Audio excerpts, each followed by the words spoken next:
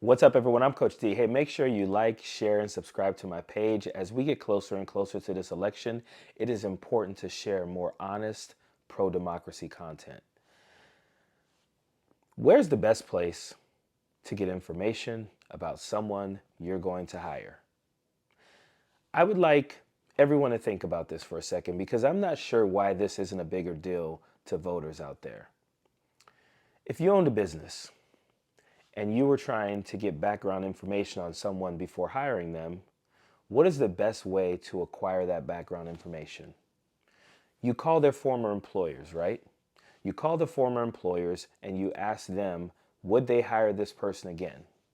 You talk to the people who worked with them the most and you ask them, would you want to work with them again?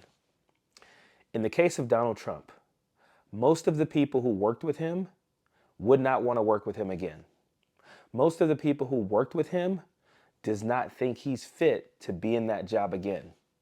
As a matter of fact, the American people fired him as well. So he was fired by the American people. People who worked with him wouldn't want to work for him again, yet almost half the country think he's fit to be president again. But don't let me tell it. Listen to Kamala Harris explain it even better. And the people who know him best know it. His former national security advisor, two of his former defense secretaries, his former chief of staff in the White House, his own vice president, have all warned America Donald Trump is unfit to serve.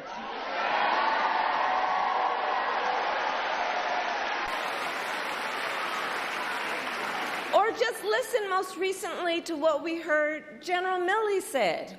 General Milley, former chairman of the Joint Chiefs under Donald Trump, it was just reported he said, quote, "No one has ever been as dangerous to this country," in referring to Donald Trump.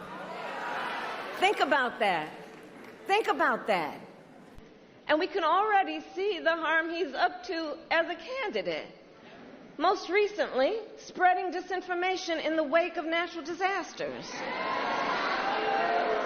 Blocking real solutions that would stop drug cartels from crossing the border when he tried to kill and did that border security deal.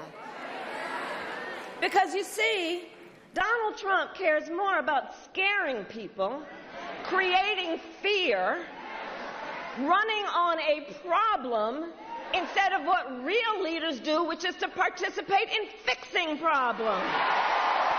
Now, I know a lot of MAGAs and Republicans will say, well, these people were fired, they're bitter. That's not the case. Most of these people were not fired. They stepped down because they could not work for him anymore. Not to mention, these are some of our most respected experts in their areas. These are the people who Donald Trump spoke highly about when he hired them.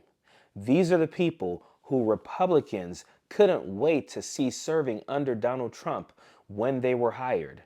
These people are highly respected people. Had it not been for Donald Trump trashing their names, you would still think they are respectable people. Now, I realize most of my audience are Democrats, progressives, and liberals, but I do have a lot of MAGAs who come to my comments and have issues with the things that I say. So I really want you to ask yourself this question. If you owned a business and you called the people that someone worked for and worked with, and they all told you that person should not be hired, you should not hire this person for the job, we wouldn't hire them again, we wouldn't want to work with them again, would you hire that person?